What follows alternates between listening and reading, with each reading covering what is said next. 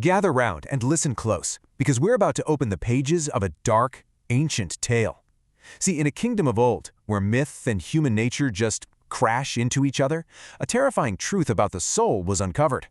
This is the story of a cursed treasure, and the absolute ruin it brought upon anyone who dared to desire it. Let's trace this path of sorrow together. This one sentence, well, it's the whole grim overture to the story, isn't it?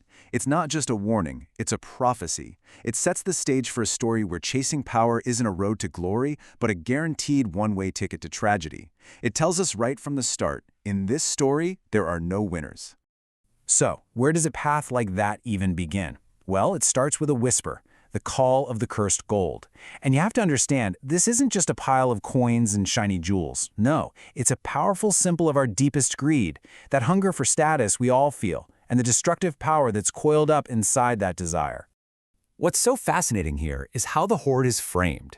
It's called a catalyst for destruction. The gold itself doesn't do anything, it just sits there. But it actively pulls people into a story of their own making and their own undoing. And while it lay hidden, its dark influence didn't just fade away. Oh no, it grew, seeping into the land and poisoning the hearts of generations to come.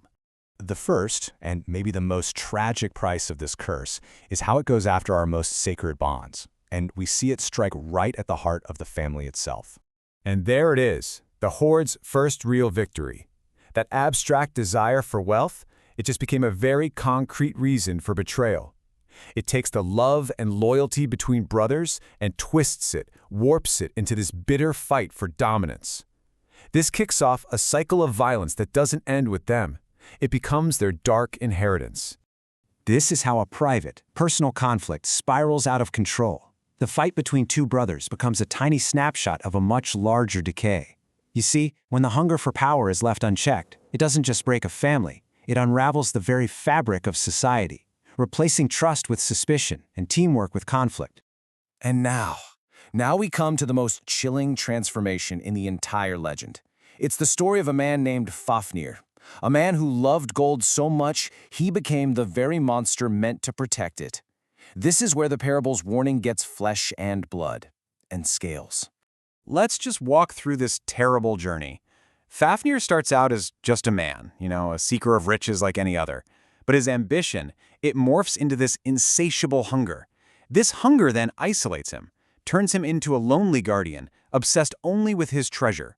And in that final awful step, his humanity is just gone, completely consumed. He becomes a dragon, a physical manifestation of his own monstrous greed. So the key here is this process of dehumanization. The story is telling us that deep within our nature, there's this inherent, almost beast-like quality that can be woken up by the promise of ultimate power.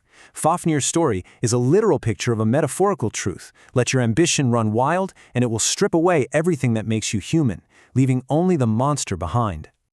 But wait, what about the ones who fight the monsters? Surely a hero can resist the curse, right? Well, that brings us to Sigurd, a man literally fated for greatness. But here's the thing, even the noblest of heroes isn't immune to the treasure's corrupting touch. This is the question at the very center of the hero's journey in this tale. Sigurd is destined for legendary deeds, but his path is tangled up with this cursed gold. It forces us, and him, to ask, what is the true price of being a hero? And is it a price anyone should really have to pay? This slide just lays out the brutal deal at the heart of Sigurd's fate. On one hand, the promise is incredible. Fame, glory, even supernatural gifts like understanding what the birds are saying. But the price? It's just as staggering. You have to come under the hoard's corrupting influence and gain a view of the world that is both powerful and incredibly dangerous. And this is such a fascinating metaphor. Tasting the dragon's blood isn't just some magic trick. It symbolizes getting your hands on forbidden, dangerous knowledge, and it changes the hero forever. Suddenly, he can see all the world's hidden plots and betrayals, but that knowledge costs him his innocence. He has, in a way, taken a piece of the monster into himself. So the hero might slay the dragon, but he can't kill the curse. The story doesn't end with Sigurd. The dark influence of the hoard lives on, becoming a legacy of greed that haunts everyone who comes after. Just look at how this curse keeps going. It becomes this heavy burden of fate, weighing down every single heir. The cycle of betrayal and violence that started with those two brothers, it just keeps spinning, relentlessly. And what's truly terrifying is that the shadow of the horde remains, long after the physical gold is gone. The poison has outlived its source. So what's the ultimate lesson from this dark old story? It's that power is an amplifier. It doesn't create character, it reveals it, warts and all. For people like Sigurd and Fafnir, the horde acted like a giant lens, magnifying their nobility and their ambition to extreme and ultimately tragic degrees.